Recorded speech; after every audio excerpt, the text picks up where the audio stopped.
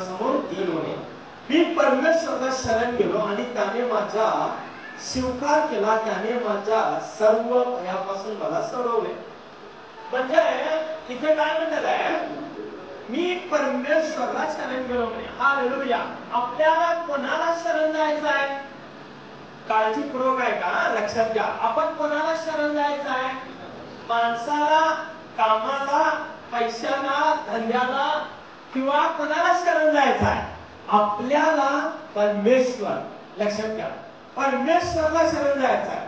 मी परमेश्वरला शरण गेलो आणि त्याने माझा स्वीकार केला, त्याने माझ्या सर्व भयापासून मला सोडवले. एखाद्या माणसाला दवाखान्यात गेला आणि त्याला सांगितलं डॉक्टर मला तुला हा आजार झालेला आहे, तो माणूस घाबरतोय की नाही? तो माणूस काय करतो? एकदम घाबरतो, चित्ताक्रांत होतो. आणि तो काय करतो? तो गप्प बसतो काय? तो गप्प बसतो काय? आणि देव धर्म तंत्रवादी मंत्रवादी सगळ्यांकडे जातो. तुम्ही प्रॅक्टिकल बघा. ज्या दिवशी फारो राजावर संकट आला, फारो राजा सगळे तांत्रिक मंत्री बनवायचा. नबुकदनेस्तर राजाकडे बघा, नबुकदनेस्तर राजाला स्वप्न पडला, लगेच तो सगळं दैवज्ञ तंत्र मंत्र करणारे बनवला. त्याच्या कोणी सांगत नाही, पण त्याचा अर्थ फक्त दानियल सांगितला. योसेफच्या बाबतीत तेच घडलं. आता इथे पण लोक तेच करतात, पण कोणाला त्या यश करतात, कोणाला भयापासून सोडवतो? परमेश्वरला शरण जाणारे. हालेलुया. आमेन. परमेश्वरला शरण जाणारे. हे बघा, तुमच्याकडे अन्न कमी पडलं, वस्त्र कमी पडलं, पैसे कमी पडले म्हणून भिवू नका. लक्षात घ्या, म्हणून भिवू नका. परमेश्वर सर्व करण्यासाठी समर्थ देव आहे, सोडवण्यासाठी समर्थ देव आहे. हालेलुया. का म्हणतात महान परमेश्वर यावे येवे. हालेलुया. मग इथं म्हटलं मी परमेश्वरला शरण गेलो, माणसाला शरण जायचं नाही, कुठल्याही वस्तूला शरण जायचं नाही. काय लक्षात घ्या, आजाराला शरण जायचं गरज नाही, कर्जाला शरण जायचं गरज नाही. फक्त परमेश्वरला, परमेश्वरला शरण जावा. त्याने सर्व भयापासून मला सोडवले. सर्व भय. ज्या दिवशी त्याचा रिपोर्ट असतोय कॅन्सर म्हणून, आणि ज्या दिवशी काय तो परमेश्वराकडे आला आणि परमेश्वराच्या कृपेमध्ये आला आणि त्याचा रिपोर्ट परत चांगला आहे म्हणून आल्यानंतर काय वाईट? काय वाईट? तो भेटतो. डॉक्टर जर म्हटला बाबा पहिला रिपोर्ट कॅन्सर आलाय आणि नेक्स्ट रिपोर्ट त्याचा जर आला तर तुला कॅन्सर नाही म्हणून आला तर काय होईल? हालेलुया. आमेन. घाबरेल तो? अजिबात घाबरणार की नाही. म्हणून ते दावीद काय म्हणतो, मी परमेश्वराला शरण गेलो. पहिल्या कोणाला शरण जायचं आपण? परमेश्वरला. परमेश्वर सोडून कोण नाही. मी 2 दिवस जरा सर्दी ताप आल्यामुळे पाणी मी वचन वाचत होतो. माझ्याकडे एक वचन देव बोलला आहे. बघा 30 अध्यायामध्ये काय लक्षात घ्या, 30 अध्यायामध्ये 2 वचन. हे परमेश्वरा माझ्या देवा, मी तुझा दावा केला आणि तू मला रोगमुक्त केले. मी ते वचन घेऊन प्रार्थना केला आणि मग हे वचन वाचत होतो. लक्षात घ्या, हे वचन, ह्या वचनातून माझ्याकडे देव ही गोष्ट बोला की मी परमेश्वराला शरण गेलो आणि त्याने माझा स्वीकार केला, त्याने माझ्या सर्व भयापासून मला सोडवले. 5वं वचन, ज्याने त्याच्याकडे पाहिले ते प्रकाश पाहिले. कोणाकडे पाहिले? ज्याने त्याच्याकडे पाहिले. आजाराकडे पाहिले, समस्याकडे पाहिले, किंवा लक्षात घ्या पैशाकडे पाहिले, सोन्याकडे पाहिले, त्यानं देव नील केलाय काय? अद्भुत केलाय काय? तुम्ही हिजकिया राजा कुठे गेला? हिजकिया राजा कुठे गेला? देवाच्या चरणांवर गेला. असं झाकून घेतलं आणि म्हणला, हे देवा तुझी इच्छा आहे का मला बरं करायची? आणि देव त्याला तुला 15 वर्ष वाढवून देणार आहे. हालेलुया. आमेन. इथे काय म्हटलंय? ज्याने त्याच्याकडे पाहिले ते प्रकाश पाहिले.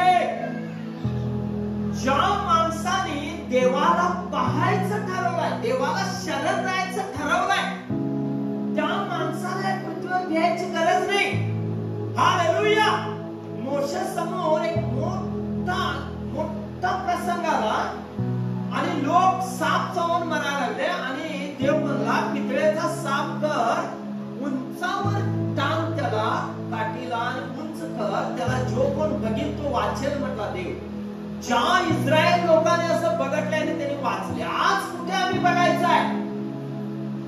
प्रकाशाकडे बघायचं. हालेलुया. तुम्ही आणि मी ज्यावेळी त्या प्रकाशाकडे बघतो त्यावेळी देवाचा अनुग्रह आमच्यावर होतो. आमच्यातलं भय परमेश्वर काढून घेतो. हालेलुया. ज्याने त्या प्रकाशाकडे पाहिले त्याची मुखे लज्जेने कदापि काळवडणार नाहीत. तुमचं मुख कधीही काळवडणार नाही. तुम्हाला लज्जा वाटणार नाही. तुम्हाला कोणी तुच्छ करून बघणार नाही. हालेलुया. का? प्रभूला तुम्ही पाहता. लक्षात घ्या. तुमच्या लाईफ मध्ये एखादा छोटा प्रसंग आला असाल किंवा तुमचं काम गेलं असाल, तुमची नोकरी तुम्हाला सोडून गेली असाल, तुमचा धंदा कमीच होत असेल, लक्षात घ्या तुमचं दुकान व्यवस्थित चालत नसेल, तुमचं बिझनेस चालत नसेल, किंवा तुमच्या घरामध्ये सतत आजार आला असेल, पैशामध्ये प्रॉब्लेम होत असेल, कर्जाची पूर्ण तुम्हाला येत असेल बँकेतून, लक्षात घ्या. पण तुम्ही कुठे बघत आहात? कुठे बघत आहे? जमिनीकडे काय? प्रकाशाकडे. प्रभूच्या प्रकाशाकडे. तुझं मुख इथे काय म्हणलंय? पाहिले त्यांची मुखे लज्जेने कदापि काळवडणार नाहीत. त्याचं मुख कधी चेहरा पडणार नाही, तो काळवडणार नाही. का? की त्याच्या समोर देव आहे. हालेलुया. कोणासमोर तो नतमस्तक झालाय? कोणासमोर? मी परमेश्वराला शरण गेलो. कोणासमोर तो शरण जात आहे?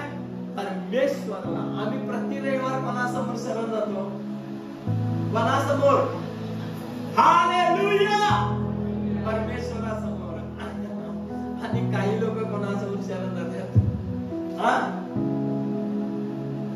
अजिबात करू नये आपण. हालेलुया. फक्त देव. आमच्या लाईफ मध्ये देव नाहीये, काय बी नाहीये. तुम्ही सांगा, काल त्या सीएम फाट्यावर एका मुलीचा 4 वर्षाच्या मुलीचा रेप करून उसात टाकून तिला मर्डर केलं. लक्षात घ्या. ती लहान मुलगी, लक्षात घ्या. आणि ती डॉक्टर झाली मुलगी. तिच्या डोळ्यात काच वगैरे घातल्या तुम्ही, तिचं मर्डर करता. म्हणजे विचार करा तुम्ही, त्याला कोण वाचवलं? पैसे वाचवले? प्रियांनी साधी गोष्ट नाहीये. देवच हे सगळं वाचवणार. हे सगळ्यासाठी देव. म्हणून तुमच्या मुलांचं संरक्षण तुम्ही आणि मी करू शकत नाही. कसं करणार आपण? आता आम्ही कोल्हापुरात आहे, मी करू शकतो त्याला? लक्षात घ्या. त्याचं संरक्षण कोण करणार? त्याचा दूत. मत्तच्या 18व्या अध्यायामध्ये सांगितलेलं आहे, अभिचा दूत अभि बरोबर राहणार म्हणून. हालेलुया. आमेन. तुमचा दूत तुमच्या बरोबर राहणार आहे. हालेलुया. पण विश्वासणारे काय केलं पाहिजे? विश्वासणारे देवाच्या हातात आलं पाहिजे. आम्ही देवाच्या हातात आलो नाही तर हालेलुया. हे सौंदर्य लई दिवसाचं नाही. लक्षात घ्या. काय आम्ही म्हणतो मी स्मार्ट आहे, मी स्मार्ट आहे, मी बी म्हणायचं मी सुंदर आहे, मी सुंदर आहे. पण आज माझं 50 वर्ष झाले, माझे सगळे केस गेल्या, 2 टिक्क्या आल्या, दात का अजून पडलेले नाही. सोडा माझी 32 चांगली आहे का? पण तरी पण हे झालंय का नाही? हे सगळं आहे का नाही? म्हणजे मी आता म्हाताऱ्या ह्याच्याकडे जात आहे.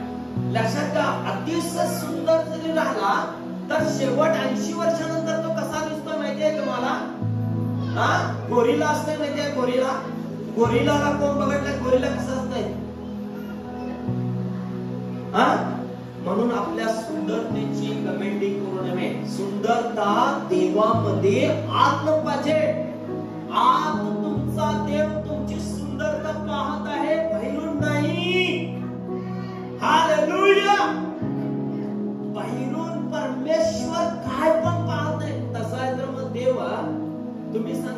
आमच्या भारत सॉरी जगामध्ये जास्त अभिषेक असणारे पास्टर कुठे आहेत माहिती आहे तुम्हाला? पुरा वर्ल्ड मध्ये सगळे निग्रो मध्ये पास्टर आहेत. लक्षात आला? मग ते निग्रो पास्टरांनी देव प्रेम केला नसता, किती काळेतल्या काळे दगड पण त्यांच्या पेक्षा चांगला वाटतो, पण तेवढं त्यांनी काळे तरी पण त्यांच्या लाईफ मध्ये किती अभिषेक आहे. हालेलुया. देव कसं प्रेम करत आहे, देव कुठे सुंदरता बघत आहे. देव इथे तुम्ही ठीक झालाय काय, इथे तुम्ही नम्र झालाय का, मी परमेश्वराकडे शरण गेलो, तुम्ही परमेश्वराला शरण जात आहे काय, परमेश्वर तुमच्याकडे पाहत आहे काय, तो कुठे बघत आहे, तुम्हाला इथे बघत आहे. हालेलुया. हे हृदय भग्न हृदयी माणसाच्या, अनुतप्त हृदयी माणसाच्या आत रडतो. यशाया 66 अध्यायामध्ये सांगितलेलं आहे. हालेलुया. माझ्यासाठी कशा प्रकारचं घर बांधणार, माझ्यासाठी कुठलं मंदिर असणार, आकाश माझं सिंहासन, पृथ्वी माझ्या पादासन आहे, असा देव म्हणतो. कसं बांधू शकेल आम्ही देवासाठी मंदिर बांधू शकणार? तुम्ही सांगा, कोण बांधेल? इम्पॉसिबल आहे. म्हणून देवाजवळ आपल्याला नतमस्तक व्हायचं, शरण जायचं आहे. हालेलुया. आमेन. म्हणून त्यांनी काय केलं, ज्यांनी त्याच्याकडे पाहिले ते प्रकाश पाहिले, ज्यांनी येशूला पाहिले ते आज मरणापासून वाचणार आहे, ते कधी मरणार नाही. हालेलुया. आमेन. ते वाचणार आहे. हालेलुया. आमेन. ज्यांनी प्रभूकडे पाहणार नाही, ज्यांनी इथल्या समस्या लक्षात घ्या, इथली पृथ्वीवरची समस्या, पृथ्वीवरचा आजार, पृथ्वीवरचे पैसे, पृथ्वीवरचं सोनं, पृथ्वीवरचं नाणं, सगळं ज्यांनी बघणार तरी कायमच पृथ्वीवरती आराम यश करत राहणार. काय नाचत उलट बिलट येते. काय लक्षात घ्या. आमेन. हालेलुया. मी एक तारीख हे बघितलं, आमच्या एक ठिकाणी आहे, आम्ही गाडीवर त्याच्या खाली गेलाय, एक किड्याचा एक मोठासा हे आला होता, किड्याचा ते गाडीसारखे असतात ते. मग ते मी झाडण्यासाठी गेलो, तेव्हा ते लगेच माझा क्लिक झाला, देवा नरकात पण असंच असणार, नरकात मी तसंच असणार की. लक्षात आलं तुम्हाला? नरकात त्याच्यापेक्षा वेगळं काय नाहीये. लक्षात घ्या. हालेलुया. आमेन. म्हणून आपण देवाच्या सानिध्यात राहायला पाहिजे. 6वं वचन, पांढऱ्याने धावा केला आणि परमेश्वराने तो ऐकला आणि त्याच्या सर्व संकटातून त्याला सोडवले. तुमचं संकट ते तुमचं नसून तुम्ही ज्यावेळी धावा करताय ते परमेश्वराचे बनतात. हालेलुया. आता एखादं तुम्ही गाडी घेऊन जाताय, तुमची गाडी जरा पडली आणि तुम्ही कोणाला हाक मारणार आहे, तर तुम्हाला कोण धावायला येतील का? तुम्ही जर म्हटला हेल्प मी, तर काम आहे काय? एक असं जोक सांगतो, प्रकाश दादा जर हेल्प मी म्हटला लोकांना येतील आणि ममता आणि पिऊ हेल्प मी म्हटला नाही लोक येतील. कोण म्हटलाय येतील? हालेलुया. आमेन. तुम्ही ज्यावेळी देवाने हेल्प मागणार, देवा म्हणणार, तो किती देवदूत पाठवून किती तर लोक येतीलच, पण परमेश्वराचे दूत तुम्हाला मदत करण्यासाठी येतात. हालेलुया. 7वं वचन, परमेश्वराचा दूत त्याचे भय करणाऱ्या भोवती छावणी देतो आणि त्याचे संरक्षण करतो. तुमचं भय लक्षात का? इथं 14 वचनामध्ये आपण काय म्हटलेलं आहे, त्याचे सर्व भयापासून तो सोडले. तुम्ही देवाला शरण गेलाय, देवावरती डिपेंड आहे, देवाच्या प्रकाशाकडे पाहताय, परमेश्वराला तुम्ही भिवून वागत आहे. भिवून वागल्यामुळे तुमच्या संरक्षणाला कोण आलेला आहे? देवाचे दूत खाली उतरून आलेले. हालेलुया. आमेन. खाली उतरून तुम्ही जसं चालताय तसं ते देवाचे दूत चालतात. तुम्ही कसं वागताय, काय करताय, बसताय, उठताय, ते सगळं ते पाहत असतात प्रियानो. हालेलुया.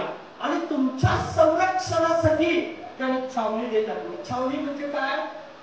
तुम्ही बघा, आता एखादा मंत्री आला, त्या मंत्री बोलणार त्याची बॉडीवर असतात, पहिला ते उतरतात, सगळं छान बीन करतात, मग तो गाडीत उतरतो. सेम देवाचे दूत तुमचं संरक्षण करतात. मंत्री किंवा इथला कोण पण संरक्षणवाला जर देव जर हात सोडला तर जगत नाही. लक्षात घ्या. पण तुमच्या माझ्यासाठी कोणी शूट करू शकत नाही. का तर शूट केल्या की ती गोळी लागायला पाहिजे की देव हत्या केल्याशिवाय लागत नाही. हालेलुया. आम्ही सगळ्यापेक्षा सेफ्टी माणसं आहोत प्रभूच्या काय रक्तामध्ये. हालेलुया. येशूचं रक्त हे अमूल्य रक्त तुमच्या आणि माझ्यावरती आहे. आमेन. हालेलुया. मग मी काय म्हणलं, परमेश्वराचा दूत त्याच्या भय करणाऱ्यावरती छावणी देतो, त्याचे संरक्षण करतो रात आणि दिवस. हालेलुया. रात आणि दिवस, रात आणि दिवस तो तुमच्याकडे पाहत आहे.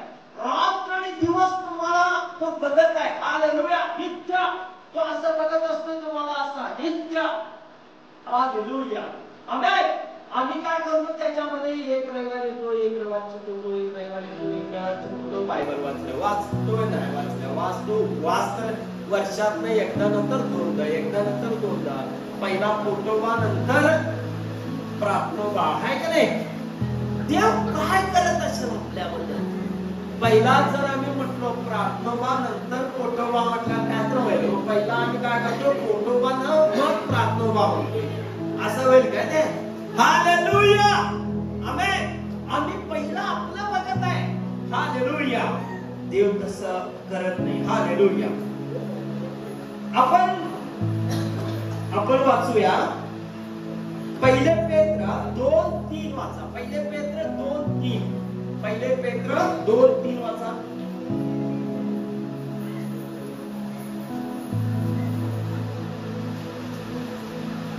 लवकर वाचा.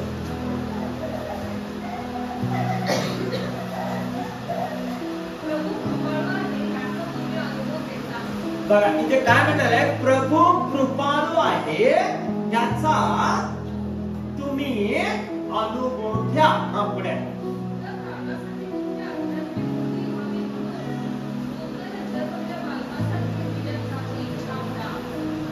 बघडला तुमचं तारण व्हावं. तो कृपाळू आहे त्याचा अनुभव घ्या. इथे 8 वचन काय सांगतं बघ, 34व्या अध्यायामध्ये परमेश्वर किती चांगला आहे याचा अनुभव घेऊन पहा. घेऊन पहा. जो त्याच्यावर भाव ठेवतो तो पुरुष धन्य. त्याचा अनुभव घ्या म्हणे. वाचा. मागा काय तर तुम्ही काय तर मागताय काय? मागोच्या आधी परमेश्वर देईल तुम्हाला, घर देईल, गाडी देईल का गाडी? तुम्ही सांगा. मागोच्या आधी गाडी देईल का? घर मागोच्या आधी तो देईल का? नवरा मागोच्या आधी देईल तो? नवरी मागोच्या आधी देईल? कशी पाहिजे ते तर पाहिजे का नाही? मग आम्ही म्हणतो लग्न करावं, मास्टर माझं लग्न करायचं आहे, लग्न करून देणार आहे. अरे बायको कसली पाहिजे देवाला सांग की. नक्की पाहिजे का? लाल नाकाची पाहिजे का? नाक नसली पाहिजे का? बासली पाहिजे? काळी पाहिजे का? गोरी पाहिजे? कसली पाहिजे देवाला सांगितल्याशिवाय देव कसं ऐकणार? हालेलुया. देव विचारणार ना, बाळा तुला मी कसली नवरी देऊ? विचारणार नाही देव कसला नवरा देऊ, हा निवडू देऊ. मी एका मुलगीला लई सुंदर मुलगीला मी सांगितलं भविष्याने केलं आणि देव मला सांगितलं होईल सांग. तिला मी सांगितलं तुला तुझं लग्न होणार. तिचं वय 30 होतं. तुझं लग्न होणार पण तुला नवरा मात्र खूप चांगला मिळणार, पण खूप काळा असणार. अतिशय काळा. मोठ्या पास्टराची मुलगी ती आणि ती रडायला लागली. खरं काय झालं? 3 महिन्यानंतर खरोखर नवरा बघायला आला. भयानक काळा नवरा आणि तिला मिळाला पण तो सायंटिस्ट आहे. हालेलुया. आमेन. आणि खरोखर देवाने ते घडवू लागली. म्हणून काळा गोरा इथे नाही, इथे लय इम्पॉर्टंट. हालेलुया. आमेन. इथे काय म्हणालाय? परमेश्वर किती चांगला याचा अनुभव घेऊन पहा. जो त्या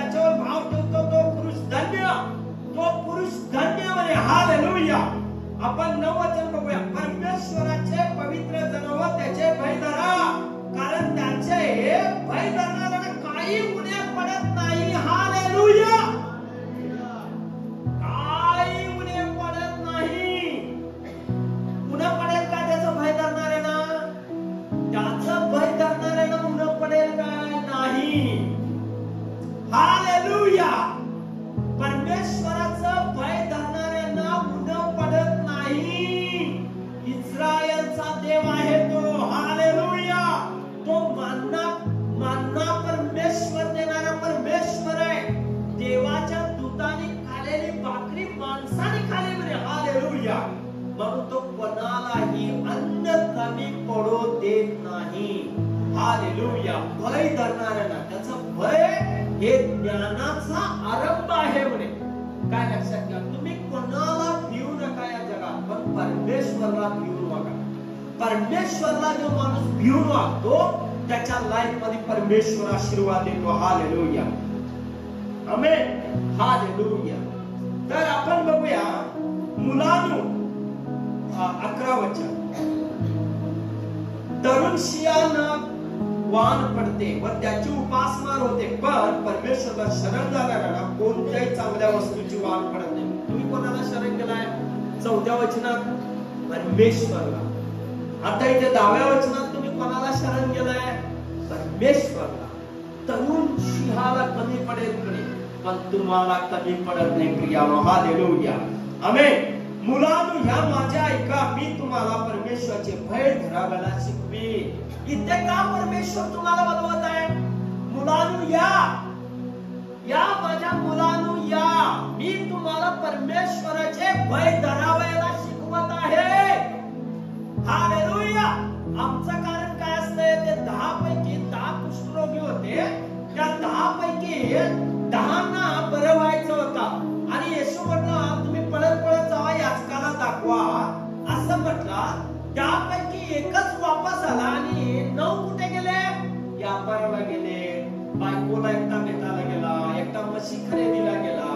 आणि 9 आले नाही, एकटाच वापस आला. तो म्हणला देवा मी पापी आहे, मला क्षमा कर येशू. म्हणून येशू अरे तू एकटाच आलास आणि ते 9 कुठे आहेत? ते सगळे व्यापाराला गेले होते प्रियानो. हालेलुया. आमेन. तसं तुमच्या आणि माझ्या जीवनामध्ये इथे प्रभू काय म्हणत आहे? तू आपली मुलांनो या माझ्या ऐका, मी तुम्हाला परमेश्वराचे भय धरायला शिकवी. परमेश्वराचं भय हे ज्ञानाचा आरंभ आहे. तुमच्याकडे ज्ञान नाही आहे, तुम्ही ज्ञान नाही आहे, तुमच्याकडे भय नाही, तुम्ही काही साधन करू शकत नाही. हालेलुया. 12 वचन. सुख भोगावे म्हणून जीविताची इच्छा धरणारा, दीर्घायुची इच्छा धरणारा असा मनुष्य कोण? तू आपली जीव दुर्भाषणापासून, आपले पद भक्ती भाषणापासून आवड. आपली जीव दुर्भाषणापासून आवडू जमणे. आम्ही आपल्या जिभेनेच दान करतोय का सगळं? लक्षात घ्या, ह्या जिभेने आपण दुर्भाषण करतो. जिभेच्या आधी जीवन आणि मरण आहे. त्याचा आवड धरणारा त्याचे प्रतिफळ भोगेल म्हणे. हालेलुया. जर तुमचा जीव जर कंट्रोल मध्ये नसेल तर तुम्ही गरीब होता. लक्षात घ्या. आणि जिभेमध्ये जर चांगलं शब्द असेल तर तुम्ही खूप सुखी अन्न खूप व्यवस्थित राहू शकता. हालेलुया. म्हणून जीभ ताब्यात ठेवली पाहिजे. हालेलुया. आमेन. आपण 13 वचन वाचूया आणि एकदा 13 वचन वाचा.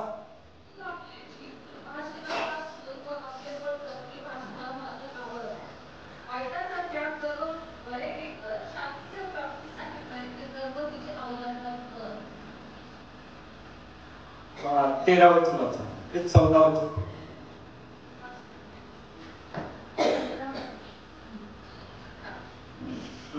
परमेश्वराचे लेकर एकमेकांकडे असतात, त्याची काल त्याच्या हातीकडे असतात. वाईट करणाऱ्यांची आठवण सुद्धा पृथ्वीवर राहणे म्हणून परमेश्वर त्यांना विकून सोडतो. नीतिमान भावाकरिता तो ऐकतो परमेश्वर त्याला त्याच्या सर्व संकटातून मुक्त करेल. बघा इथे काय लिहिलेलं आहे.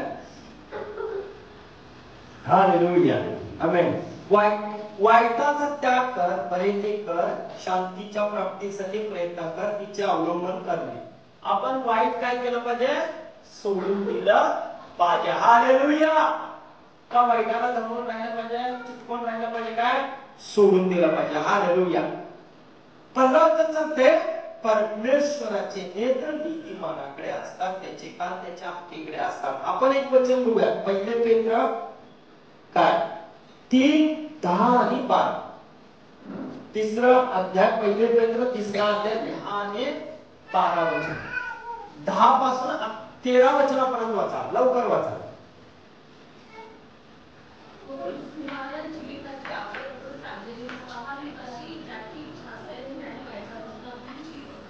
पहिले पेत्र 3रा अध्याय 10 वचन, 11, 12, 13 वचन.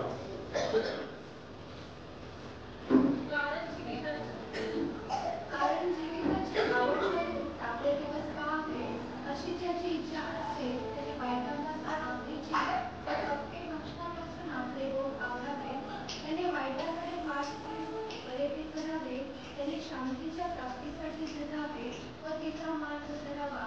कारण परमेश्वराचे इष्ट नीतिमानांवर असतात व त्यांचे कान त्यांच्या विनंतीकडे असतात, तरी वाईट करणाऱ्यांवर परमेश्वराची कडी नजर आहे. बघा ना, वाईट करणाऱ्यांकडे काय आहे? करडी नजर आहे. हालेलुया. म्हणून ते काय म्हणतात आहे? वाईटाचा त्याग करा, बरे ते करा, शांतीच्या प्राप्तीसाठी प्रयत्न करा, तिचे अवलंबन करा. 15 वचन, परमेश्वराचे नेत्र नीतिमानाकडे असतात, त्याचे कान त्याच्या हाकेकडे असतात. तुम्ही जर परमेश्वराचे नेत्र कोणाकडे आहेत? नीतिमानाकडे. आता बघा, मी एक मगाशी उदाहरण सांगतो. अब्बूकडे परमेश्वराचे नेत्र होते म्हणून ते मला देव कळवला का नाही? लक्षात घ्या, तिच्याकडे तो पाहत होता म्हणून ती गोष्ट मला कळवला. म्हणजे परमेश्वर तुम्हाला पाहत आहे, तो जिवंत आहे. हालेलुया. म्हणून त्या म्हणाले परमेश्वराचे नेत्र नीतिमानाकडे असतात, त्याचे कान त्याच्या हाकेकडे असतात. वाईट करणाऱ्याची आठवण सुद्धा परमेश्वर या पृथ्वीवर राहू नये. परमेश्वर त्याला हिंमत होतो म्हणे. वाईट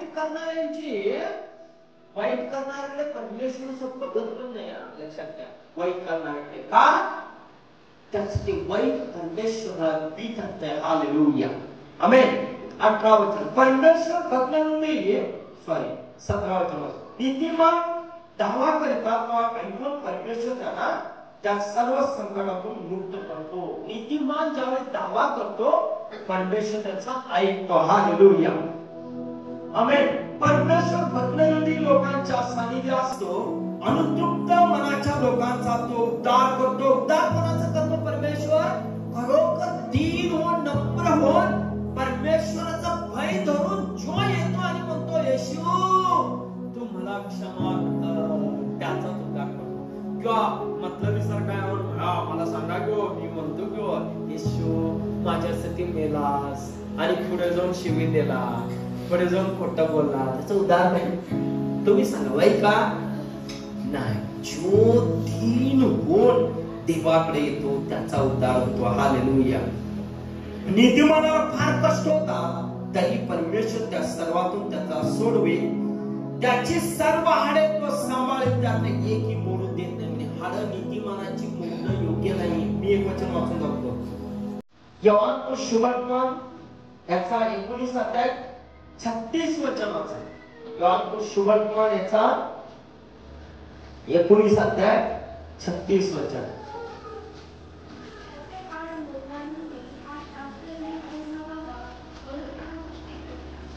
बघा का, त्याचे हाड मोडणार नाही, लक्षात घ्या, मोडणार नाही म्हणून हे सगळं घडण्यात आलेलं आहे. Amen. Praise the Lord.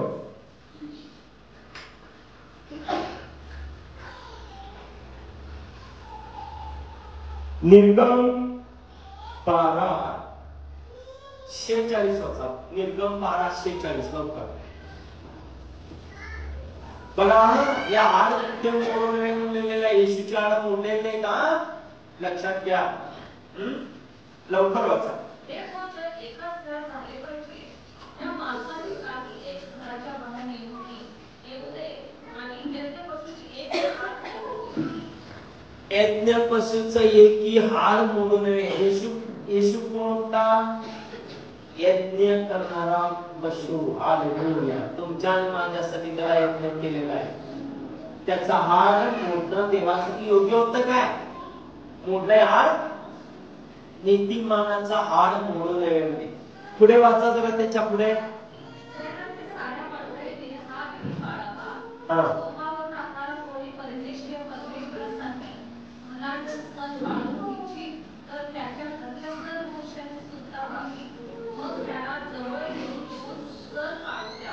Amen.